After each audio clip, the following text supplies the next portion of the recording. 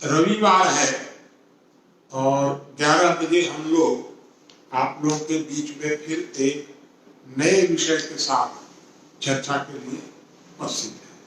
पिछली बार आपको मैंने बताया था कि विश्व परिवार दिवस के उपलक्ष्य में हम लोग परिवार व्यवस्था पर अपनी चर्चा को केंद्रित करेंगे। तो ये परिवार व्यवस्था जो है ये बहुत बड़ा विषय है और इसलिए इसको हम लोग 2 पार्ट कर रहे हैं। आज हम लोग इस पार्ट पर चर्चा करेंगे कि परिवार, व्यक्ति, परिवार, समाज क्या है, त्रिस्तरीय होना चाहिए कि द्विस्तरीय होना चाहिए, परिवार व्यवस्था क्यों होनी चाहिए, अगर परिवार न बनाया जाए तो क्या दिक्कत आएगी, इस पर हम लोग आज चर्चा करेंगे।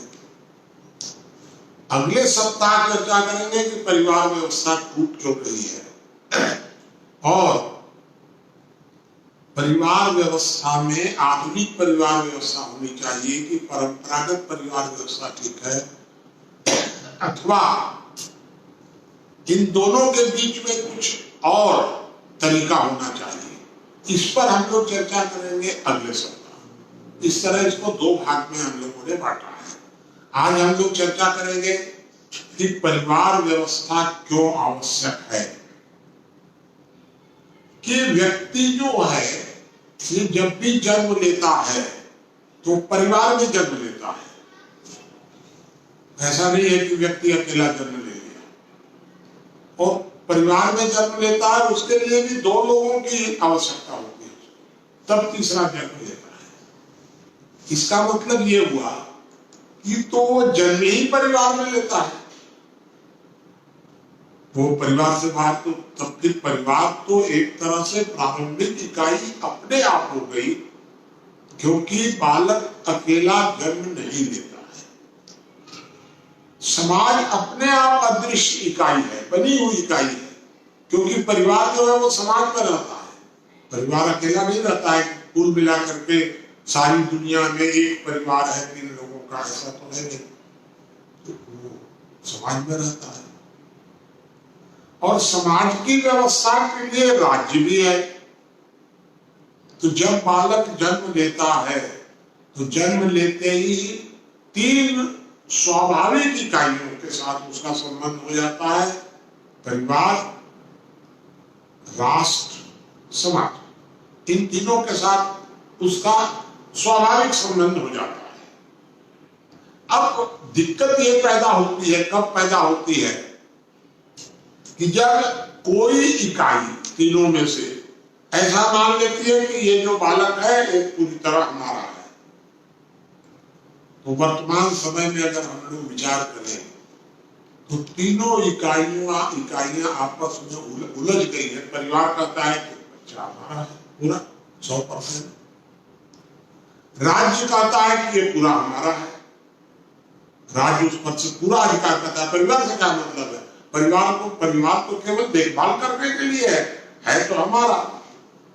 समाज कहता है कि पूरा हमारा है, क्योंकि हम तो राज्य से भी ऊपर है, हम तो परिवार से भी ऊपर है, सबसे ऊपर हम हैं, तो ये बच्चा हमारा है। ये तीनों आपस में झगड़ते रहते हैं हमेशा। आज तक क्लियर नहीं हो सका कि बालक कितने प्रतिशत परिवार का है, कितना दबाव परिवार दे सकता है, कितना राज्य है, कितना समाज है। इन तीनों का आज तक निपटारा नहीं हो सका, और ये निपटारा नहीं होने के कारण ही सारी समस्या है। अब ये क्यों है झगड़ा, क्योंकि व्यक्ति की स्वतंत्रता और सहजीवन, इन दोनों का आपस में तालमेल समाज शास्त्र है। इसका मतलब यह है कि व्यक्ति की स्वतंत्रता भी हमेशा रहती है और सहजीवन भी जरूरी है समाज के साथ, उसको जुड़ना ही पड़ेगा। और जब व्यक्ति किसी के साथ जुड़ गया तो उसकी स्वतंत्रता अपने आप ज्वाइंट संयुक्त होगी, उसकी फिर तो उसकी स्वतंत्रता रहेगी नहीं अपनी तो। लेकिन सारी स्वतंत्रता संयुक्त होते हुए भी व्यक्ति की जो मौलिक अधिकार है, उस मौलिक अधिकार को परिवार नहीं छीन सकता है, सरकार भी नहीं छीन सकती है। इसलिए व्यक्ति परिवार का ही पूरी तरह हो जाए ऐसा संभव नहीं है कि पूरी तरह परिवार का हो जाए, क्योंकि उसकी जो स्वतंत्रता है उसकी सुरक्षा भी कोई न कोई करेगा ना। ये सुरक्षा करना सरकार का काम है, ये सुरक्षा करना समाज का काम है। इसलिए व्यक्ति की देखभाल करने में सरकार और समाज की भी अपनी भूमिका है, उसको इनकार हम नहीं कर सकते। लेकिन परिवार समझता है कि तो पूरा हमारा है, ये पूरी तरह गलत है। लेकिन राज्य समझता है कि पूरा हमारा है, तो ये एक भ्रम फैला हुआ है और ये सारी दुनिया में फैला हुआ है। अब हम लोग विचार करें कि परिवार व्यवस्था की आवश्यकता क्यों है। 3 तरह की स्थितियां मानी गई है व्यक्ति की। एक होता है स्वशासन, एक होता है अनुशासन और एक होता है शासन। स्वशासन जो होता है वो व्यक्ति का स्वयं का होता है, अनुशासन जो होता है वो परिवार का होता है और समाज का होता है, और शासन जो होता है वो राज्य का होता है। शासन मतलब दंड, और अनुशासन का मतलब होता है कि व्यक्ति दूसरों की नाराजगी से डरकर के ठीक काम करे। अनुशासन माने दंड से नहीं। व्यक्ति अगर दंड के कारण माने भयभीत है तो वो अनुशासन नहीं है, वो तो शासन है। तो व्यक्ति दूसरों की नाराजगी के कारण वह ठीक से रहे, काम करे, उसको कहते हैं अनुशासन। और स्वशासन क्या है कि व्यक्ति स्वयं समझे कि क्या उचित है क्या अनुचित है। जब वो स्वयं समझने लगता है और स्वयं समझ करके सही गलत का निर्णय करता है तो उसको हम मानते हैं स्वशासन। और जब कोई व्यक्ति अपने परिवार और समाज के एक तरह से नाराजगी के डर से, डंडे के डर से नहीं, नाराजगी के डर से अगर वो सही करता है उसको कहते हैं अनुशासन। और जब वह मारपीट या डंडे के डर से कुछ करता है तो उसको हम लोग कहते हैं शासन। तो अगर व्यक्ति सीधा सरकार के साथ जुड़ गया तो बीच में अनुशासन खत्म हो गया, और ये उचित नहीं है, संभव भी नहीं है। जैसे एक मान लो कि एक हम लोग नोट गिन रहे हैं, लाखों रुपया है और उसको गिनना है कि ये कितना है। अगर हम लोग 100 की गड्डी नहीं बनाएंगे, 1000 की गड्डी बनाएंगे, फिर 10 100 का 1000 का एक गड्डी बना देंगे, तब गिनना सुविधाजनक होगा। और अगर हम ऐसे गिनते चले जाएंगे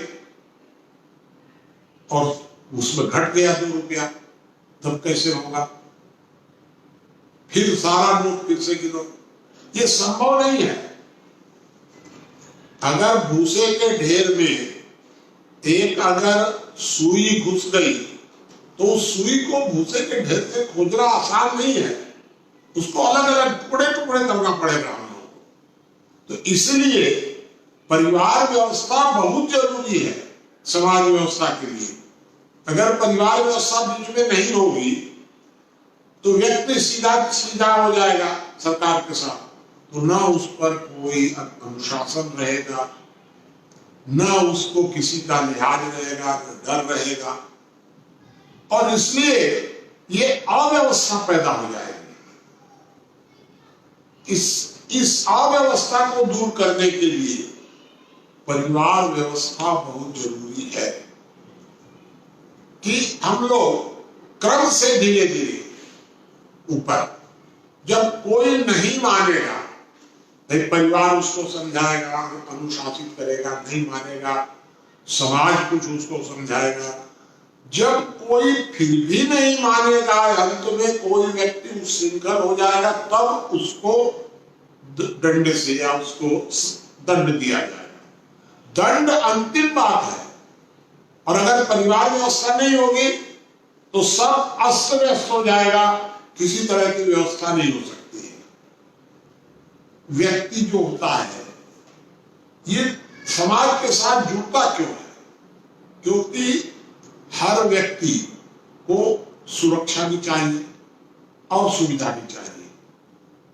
तो सुरक्षा और सुविधा उसको दोनों चाहिए, तो उसको परिवार के साथ जुड़कर रहना चाहिए। सबसे पहली सुरक्षा कौन देगा? परिवार देगा। परिवार एक संगठन है, तो परिवार सबसे पहले सुरक्षा देता है।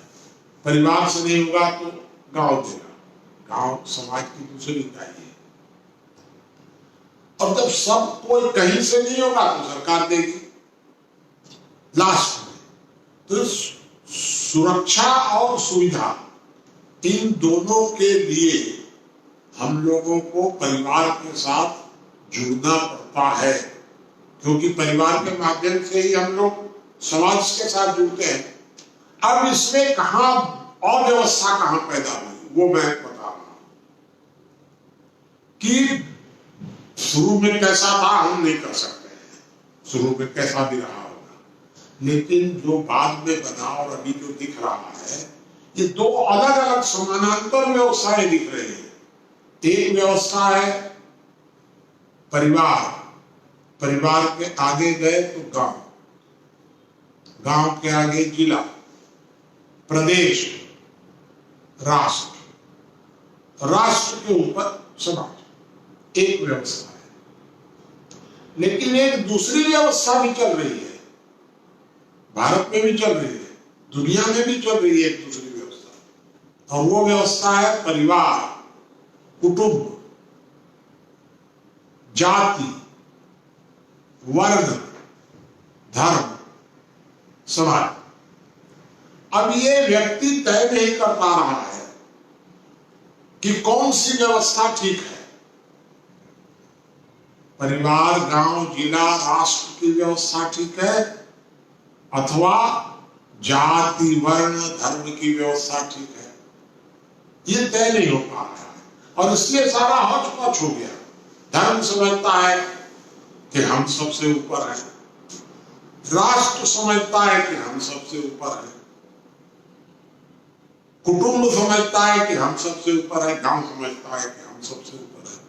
ये विवाद पैदा हो गया। मेरे विचार से ये विवाद तब पैदा हुआ जब धर्म की परिभाषा बदल गई। धर्म कोई संगठन तो होता नहीं था पुराने जमाने में, धर्म तो एक मार्गदर्शन था लोगों के लिए।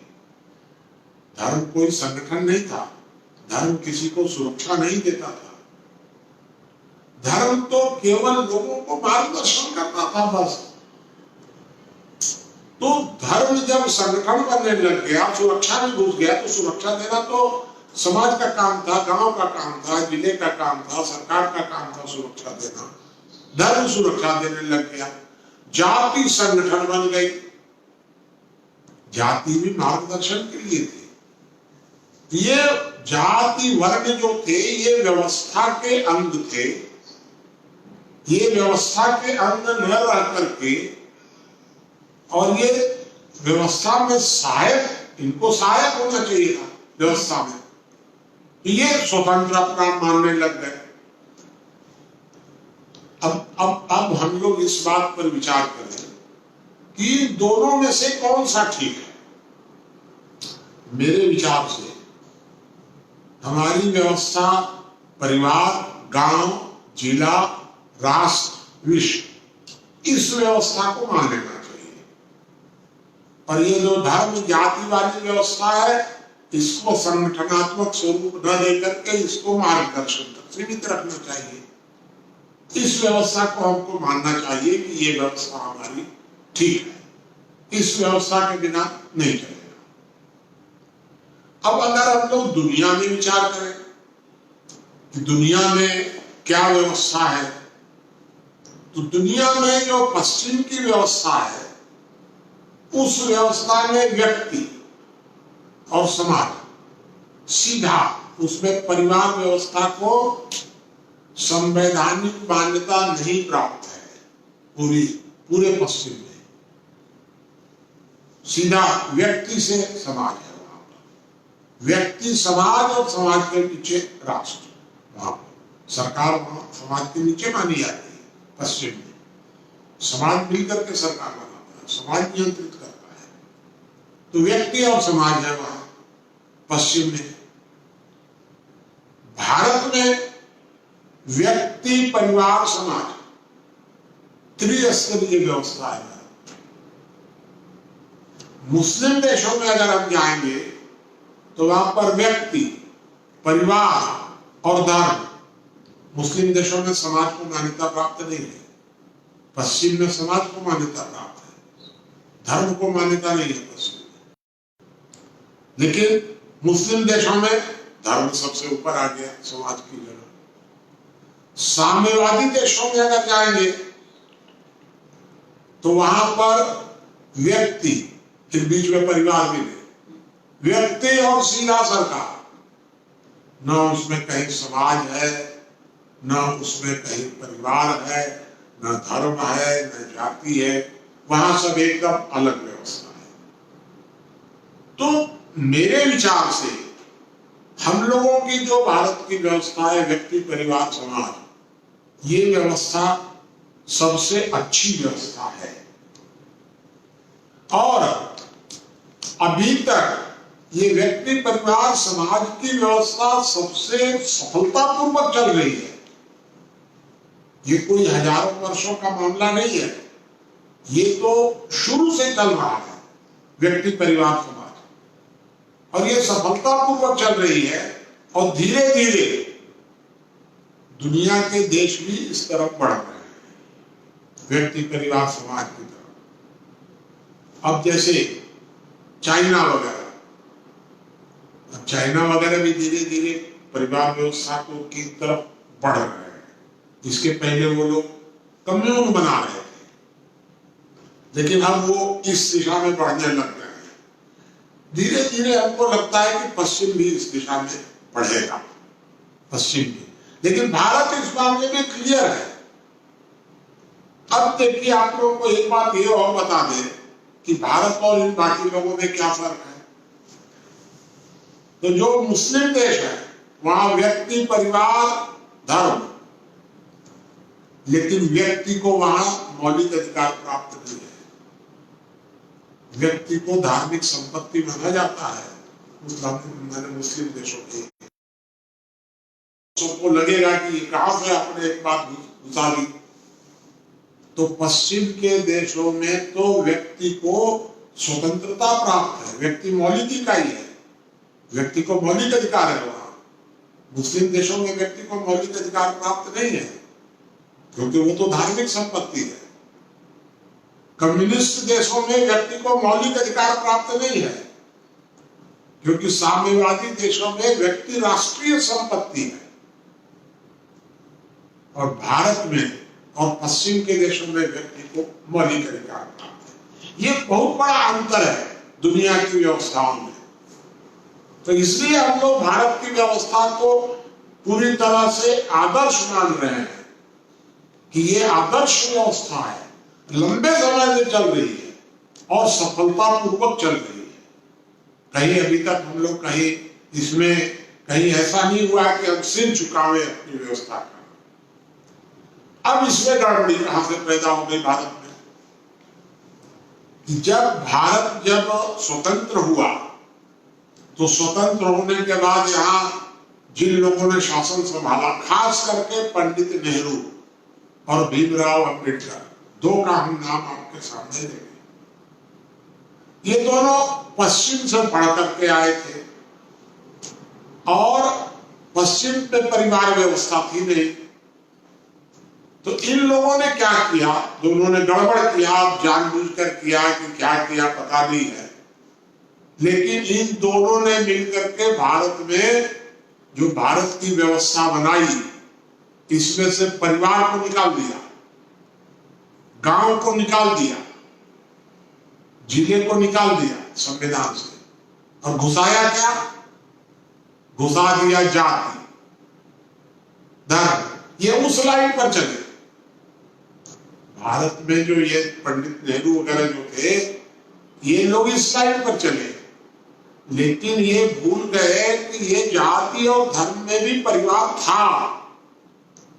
लेकिन ये लोग परिवार को भी उड़ा दिए एकदम, व्यक्ति के ऊपर जा, तो व्यक्ति को ये लोग एक इकाई बना दिए और उसके ऊपर में जात ला दिए, धर्म ला दिए, और धर्म को और जात को ये लोग संगठन बना दिए। अब इन लोगों ने मूर्खता की कि धूर्तता थी, वो बाद का विषय, उससे कोई मतलब नहीं है। लेकिन जो किया इन्होंने, सारी समस्याएं यहां से पैदा कर दी कि परिवार को संवैधानिक मान्यता नहीं दी, कानूनी मान्यता दे दी। अब ये संवैधानिक और कानूनी भी अलग अलग है पूरा।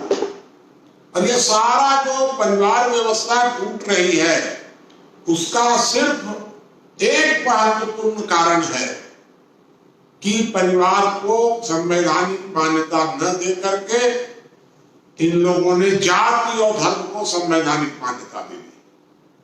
और यहां से परिवार व्यवस्था का सारा, ये तो बड़े इतना लंबे समय से भारतीय समाज व्यवस्था में परिवार शब्द है, वो परिवार व्यवस्था है कि अभी तक इतने साल, 70 साल बीत गए, अभी तक खत्म नहीं हो पाई है। इन लोगों ने तो उचट पर रच दिया था कि बस फटाफट खत्म होने वाला है। इन लोगों ने सारी परिवार की डिफिनिशन बदल दी। इन लोगों ने क्या परिभाषा कर दी परिवार की? परिवार जो है, ये हम लोगों की परिभाषा है संयुक्त परिवार, लेकिन ये लोग संयुक्त परिवार को बना दिए सम्मिलित परिवार। और इस पर फिर मैंने एक सप्ताह बाद तो पूरी और चर्चा होगी, लेकिन संयुक्त परिवार की परिभाषा को बदल दिया गया। इतना टेक्निकल पॉइंट है जो कहीं तुम लोगों को पता नहीं चलेगा सुनने से कि इसमें क्या अंतर है दोनों का। ये घपला इन लोगों ने किया, बड़े चालाक थे लोग, दोनों आदमी, पंडित नेहरू और अंबेडकर, ये दोनों चालाक थे। राजेंद्र बाबू वगैरह सब, ये सब तो शरीफ थे। इन लोग को जो हाँ कर दिया हो गया सब। ये दोनों बड़े चालाक थे। इन लोगों ने परिवार व्यवस्था को संयुक्त परिवार से हटा करके सम्मिलित परिवार में बदल दिया, और परिवार तोड़ने के सारे साधन उसमें उपस्थित, सब हो गया एक शब्द में कि संयुक्त परिवार को सम्मिलित परिवार इन लोगों ने कर दिया। और वहां से सारे परिवार का एक तरह से विघटन शुरू हो गया, क्योंकि समाज की परिभाषा क्या है? स्वतंत्रता और सहजीवन। इन दोनों की तो सबसे पहली पाठशाला कौन सी हुई? स्वतंत्रता और सहजीवन, इन दोनों का तालमेल सिखाने वाली सबसे पहली पाठशाला है परिवार। क्योंकि वो बच्चा कहां से सीखता है? तो बच्चा मां से सीखता है, पिता से सीखता है, परिवार से सीखता है बच्चा। तो परिवार सबसे पहली पाठशाला है कि जो उसको सहजीवन भी सिखाती है और स्वतंत्रता भी, दोनों के का तालमेल समाज शास्त्र है। तो इसकी सबसे पहली पाठशाला है परिवार। और परिवार ही नहीं रहेगा तो बच्चा क्या करेगा? कौन सिखाएगा? सबसे पहले शुरुआत कहां से होगी? और इन लोगों ने परिवार व्यवस्था को, इन सबको तोड़ ताड़ दिया। ये जो स्वतंत्रता के बाद जो हुआ, उसके दुष्परिणाम आज आपको पूरे भारत में दिख रहे हैं। पूरी दुनिया में तो परिवार व्यवस्था का अलग अलग, मैंने आप लोगों को बता दिया कि पूरी दुनिया में इस प्रकार का अलग अलग स्वरूप है। भारत ही परिवार व्यवस्था को सबसे ज्यादा महत्व देता है। और आप लोग को ये बता दें कि भारत जो आज सारी दुनिया में भारत का रिकॉर्ड है, रिकॉर्ड बना हुआ है कि भारत के लोग शांति प्रिय हैं। भारत के लोग माने कितने शांति प्रिय हैं कि भारत का ये रिकॉर्ड है कि भारत के लोग गुलाम रह सकते हैं, गुलाम बना नहीं सकते हैं। अब आप कह सकते हैं ये कोई बात नहीं क्या कि गुलाम रहना।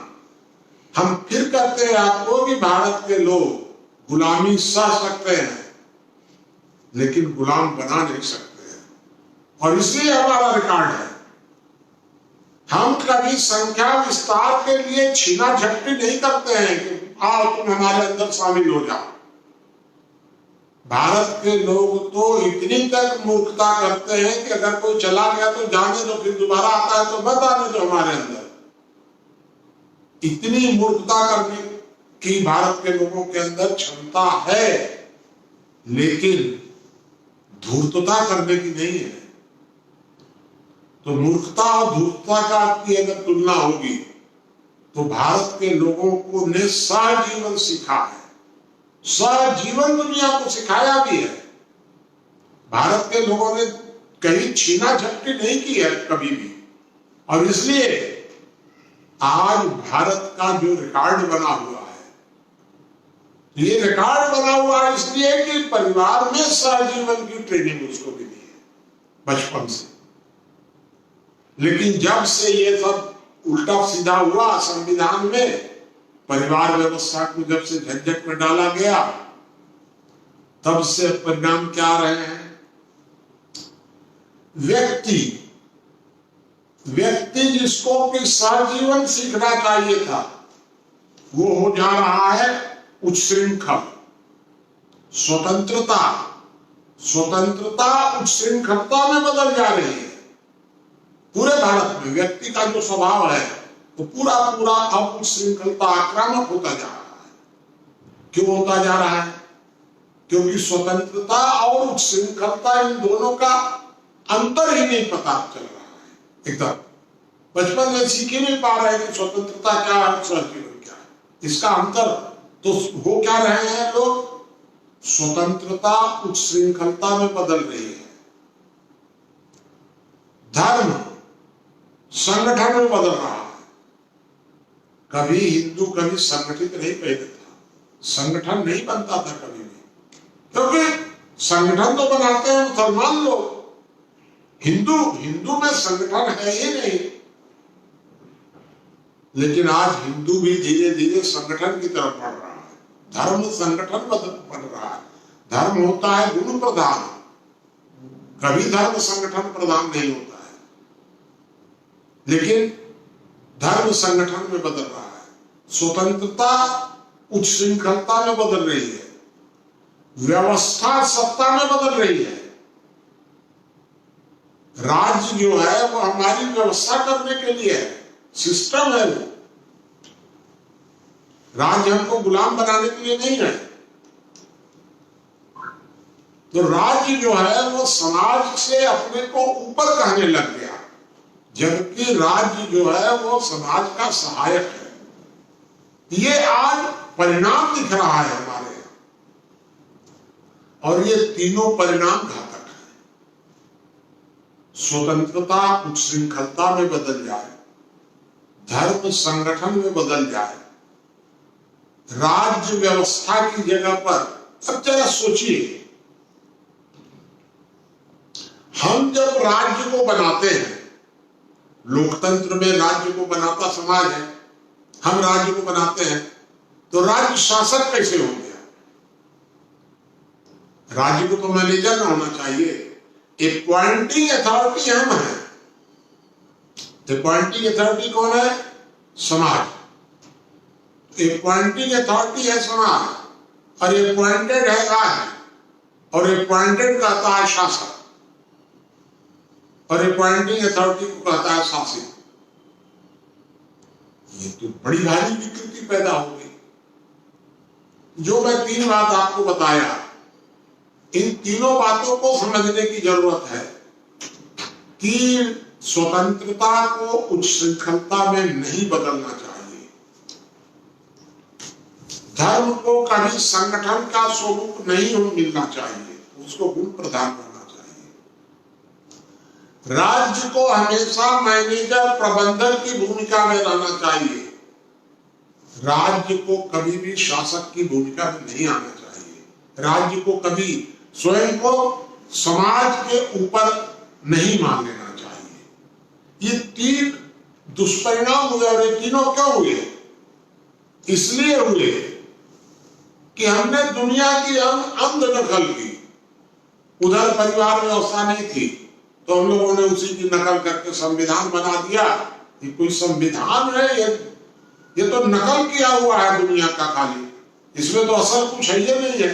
भारत का तो इस संविधान में एक लाइन नहीं है, खाली नकल किया हुआ, वहां से लिया वहां से लिए, दो चार लेकर के बना दिए। भीमराव अम्बेडकर, पंडित नेहरू, फलाना ठिकाना, नकल किए हुए लोगों को हम लोगों ने सब बना दिया। भारत का कुछ उसमें आई नहीं है।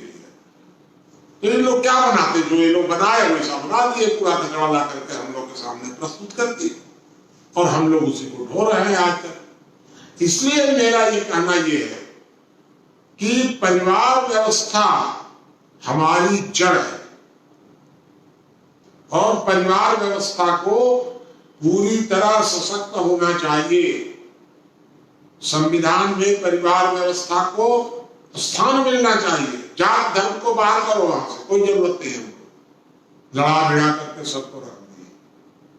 तो परिवार व्यवस्था को संवैधानिक मान्यता मिलनी चाहिए और अगर संवैधानिक मान्यता परिवार व्यवस्था को मिल जाएगी तो अनेक समस्याएं अपने आप सुलझ जाएंगी उससे। और इस पर एक भाग और फिर एक सप्ताह के बाद आएगा। अभी तो हम लोग इस बात पर चर्चा कर रहे थे कि परिवार व्यवस्था क्यों आवश्यक है, न रहे तो क्या होगा। अगली बार चर्चा हम लोग ये करेंगे कि परिवार व्यवस्था टूट क्यों रही है, अब कमजोर क्यों हो रही है। और कमजोरी जैसे दो बातें हैं, एक परंपरागत परिवार व्यवस्था हम लोगों की और एक आधुनिक परिवार व्यवस्था जो भारत में आ रही है। लगातार भारत में परंपरागत परिवार व्यवस्था टूट रही है और आधुनिक परिवार व्यवस्था बढ़ रही है। ये प्रश्न खड़ा होता है, इस पर हम लोग विचार करेंगे कि क्या परंपरागत परिवार व्यवस्था होनी चाहिए कि आधुनिक परिवार व्यवस्था होनी चाहिए या कोई तीसरा संशोधित मार्ग होना चाहिए। क्योंकि हम जिस तरह से पश्चिम की आंधी से प्रभावित, हम लोग अगले सप्ताह फिर चर्चा करेंगे कि परिवार व्यवस्था में किस प्रकार का संशोधन होना चाहिए कि परिवार व्यवस्था हम दुनिया के साथ प्रतिस्पर्धा कर सके। ये विषय आधा हम लोग अगले बार रखेंगे। आप लोग अभी इस विषय पर जो भी प्रश्न करना चाहें आप लोग कुछ प्रश्न करिए। और ये विषय तो जटिल तो है ही, आज आप लोग को ऐसा लगा होगा कि ये तो बहुत माने ऊपर से निकलने वाला विषय है, लेकिन है, हम भी समझते हैं। फिर आप कुछ प्रश्न करेंगे तो और कुछ चर्चाएं आगे बढ़ेंगी इस संबंध में।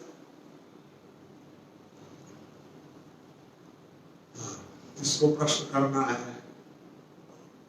पहले तो जो आप बोल रहे थे कि राज्य चाहता है कि जो व्यक्ति है वो पूरी तरीके से उसका हो जाए, परिवार चाहता है, तो एक व्यक्ति कैसे डिसाइड करे?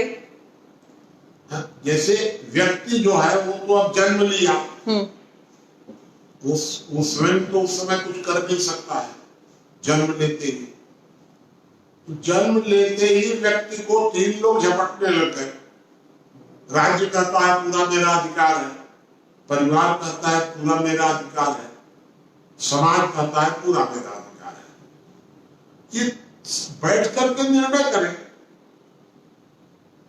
मेरे हिसाब से तीनों को 33% अपना अधिकार रखना चाहिए। वे ठीक है, सबका है। व्यक्ति की स्वतंत्रता पर जब तक आक्रमण न हो तब तक राज्य को कोई दखल नहीं लेना चाहिए। राज्य की कोई भूमिका नहीं आती जब तक कि परिवार के अंदर व्यक्ति की स्वतंत्रता पर आक्रमण नहीं हो रहा है, तो राज्य काहे को दखल देगा। मान लो हम लोग एक परिवार में आपस में तय कर लें कि भाई ठीक है तुम ये काम करो तो हम ये काम करेंगे।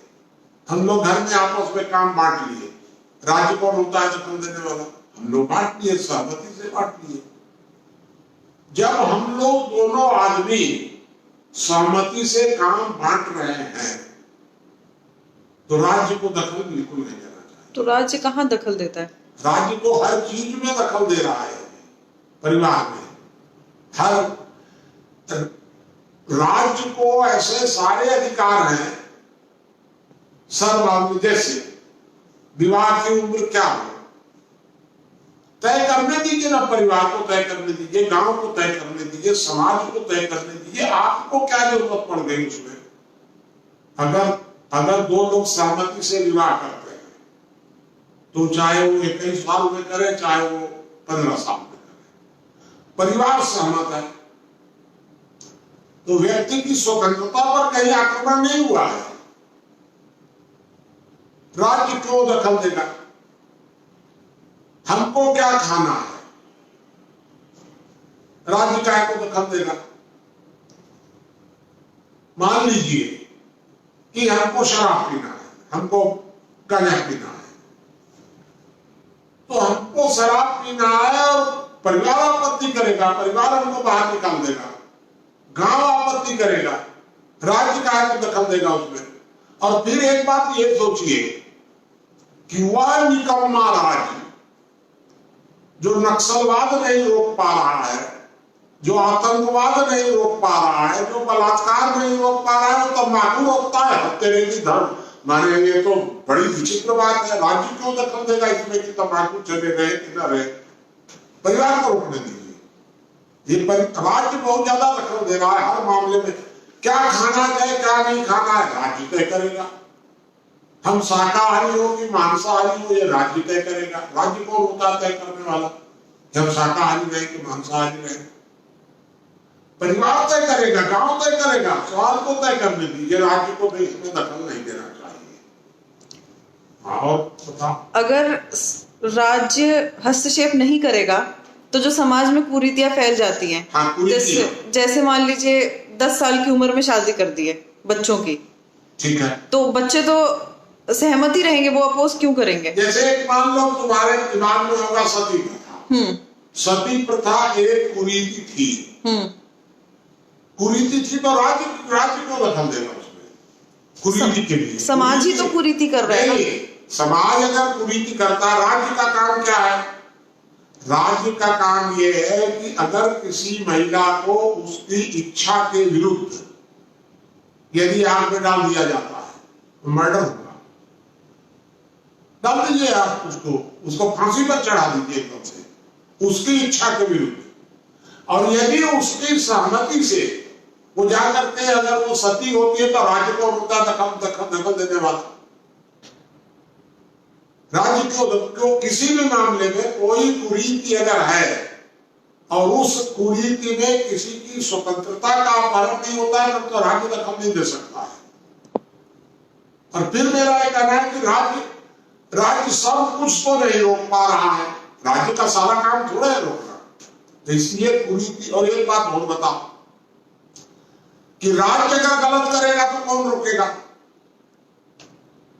राज्य ने अगर कह दिया कि अब शादी बंद, 25 साल से पहले नहीं होगी, तो कौन रोकेगा? समाज ऊपर होता है राज्य से।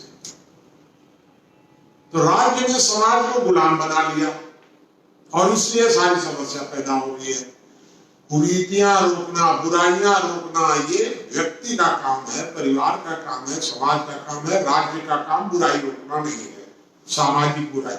राज्य का केवल एक काम होता है सुरक्षा और न्याय, बाकी कोई काम राज्य का नहीं है। अभ्युदय द्विवेदी जी का प्रश्न है, सम्मिलित परिवार व्यवस्था एवं संयुक्त परिवार व्यवस्था, इन दोनों में क्या अंतर है? इन दोनों में एक मैं एकदम शॉर्ट में बता दूं, फिर और तो एक सप्ताह बाद होगी चर्चा।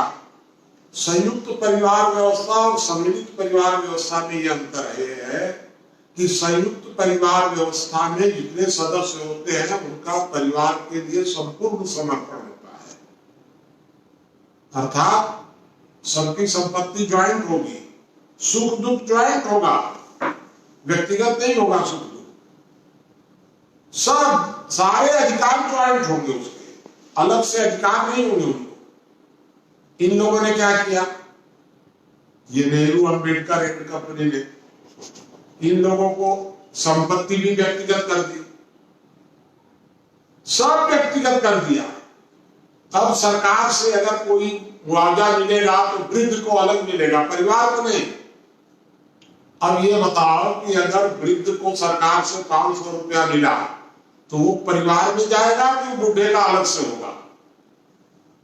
ये लड़ा भिड़ा दिया, महिलाओं को अलग अधिकार, पुरुषों को अलग अधिकार, बूढ़ों को अलग अधिकार। ये संयुक्त परिवार में सारे अधिकार, सारी उपलब्धियां ज्वाइंट होती थी, व्यक्तिगत नहीं होती थी। अब वर्तमान में क्या हो रहा है कि वर्तमान में व्यक्तिगत हो जा रहा है सब, क्योंकि इन लोगों ने व्यक्ति को परिवार में अधिकार अलग से दे दिया। ये इन लोगों ने सम्मिलित परिवार बना दिया। ये दोनों के बीच में अंतर है। और कोई प्रश्न है? धर्म क्या होता है और उसका रोल क्या होता है? धर्म गुण प्रधान। धर्म क्या होता है? धर्म जो होता है वो मनुष्य के क्या कर्तव्य हैं ये बताता है धर्म। ये गुण प्रधान इसीलिए माना गया है। कर्तव्य, व्यक्ति को कर्तव्य की ओर प्रेरित करता है धर्म, अधिकार नहीं। धर्म का काम किसी को अधिकार बताना नहीं है।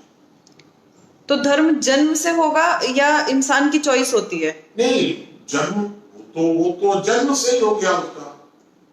धर्म जो है, ये जो हिंदू मुसलमान ये जो है बना हुआ, ये तो सिस्टम है, धर्म नहीं है। धर्म तो व्यक्ति का गुण प्रधान है, गुण धर्म है। सत्य बोलना धर्म। धर्म के लक्षण क्या है सुनो तुम लोग। धर्म के 10 लक्षण माने गए हैं। धृति, क्षमा, दमो, स्तेयम, शौचम, इंद्रिय निग्रह, धीर, विद्या, सत्यम, अक्रोध। 10 धर्म लक्षण। ये इसमें कहीं ईश्वर नहीं है। तुम लोग को एक बात और बता दे, जानकारी दे दे कि नास्तिक आदमी भी धर्मात्मा है। चारवाक तो नास्तिक थे, भगवान को नहीं मानते थे। चारवाक ईश्वर को नहीं मानते थे, पूजा नहीं करते थे, कुछ नहीं, लेकिन धार्मिक थे। क्यों? क्योंकि धर्म के 10 लक्षण बताए गए, उसमें पूजा पाठ कहीं नहीं है। पूजा पाठ तो बाद में सब घुसा है। ये सब जो धर्म जो है ये गुण प्रधान है। अब उसको हम लोगों ने बना दिया संगठन। ये विकृति आई है धर्म के अंदर। तो एक ही इंसान के अलग अलग धर्म हो सकते हैं, परिवार के लिए अलग, समाज अलग अलग, एकदम अलग अलग होते ही थे। एक ही, जैसे मैं हूं तो मेरा पत्नी के प्रति अलग धर्म है, पिता के प्रति अलग धर्म है, माता के प्रति अलग है। हर व्यक्ति का अलग अलग धर्म होता है, कोड ऑफ कंडक्ट। हाँ है। तो वो है ना, ये अलग अलग है व्यक्ति का धर्म, ये अलग अलग है। इस तरह से नहीं है जैसे कि आजकल है। क्योंकि जैसे अब कृष्ण ने कहा अर्जुन को कि तुम्हारा वर्तमान में ये धर्म है। इसका मतलब कि धर्म अलग अलग कैसे होता है? तो गुण कर्म स्वभाव के आधार पर होता है ना। धर्म कोई संगठनात्मक चीज नहीं है। तो किस मूर्ति की पूजा करनी है, ये अपनी स्वतंत्रता है। तो ये क्या है? ये रिलीजन नहीं है तो ये क्या है? कुछ नहीं है। ये तो इसको कहते हैं उपासना। धर्म अलग है और उपासना अलग है। हम किसी के प्रति अगर श्रद्धा पैदा करते हैं तो उसका धर्म से कोई संबंध नहीं है। ये सारे अलग अलग शब्द हैं, अलग अलग विषय है पूरे के पूरे। इसलिए पूजा पाठ धर्म नहीं है, पूजा पाठ उपासना है। और बताओ तुम लोगों को, किसी को कोई प्रश्न, कोई सवाल विवाद में? तो आज के विषय को हम लोग कितना हो गया टाइम? 50 मिनट हो गया, ठीक है। तो आज इस विषय को हम लोग समाप्त करें। मैं समझ रहा हूं कि ये विषय जटिल था, लेकिन जटिल विषय को भी आप लोगों के सामने रखना बहुत जरूरी था, जिससे कि इस विषय पर समाज में चर्चा तो पैदा हो परिवार व्यवस्था पर। भाई क्या है परिवार व्यवस्था, क्यों है? लोग समझते नहीं है कि क्यों, क्या जरूरत है परिवार बनाने, क्या है ये सब बातें। अगला सप्ताह हम लोग रविवार को फिर 11 बजे इसी परिवार व्यवस्था के दूसरे भाग पर हम लोग चर्चा करेंगे कि परिवार व्यवस्था का स्वरूप क्या होना चाहिए, संशोधित स्वरूप क्या होना चाहिए, क्या गड़बड़ी पैदा हो रही है, क्यों परिवार टूट रहे हैं, इस टूटन को कैसे रोका जा सकता है। ये सारा विषय हम लोग फिर अगले सप्ताह लेंगे। तब तक आप लोगों से हम विदा लेते हैं। नमस्कार।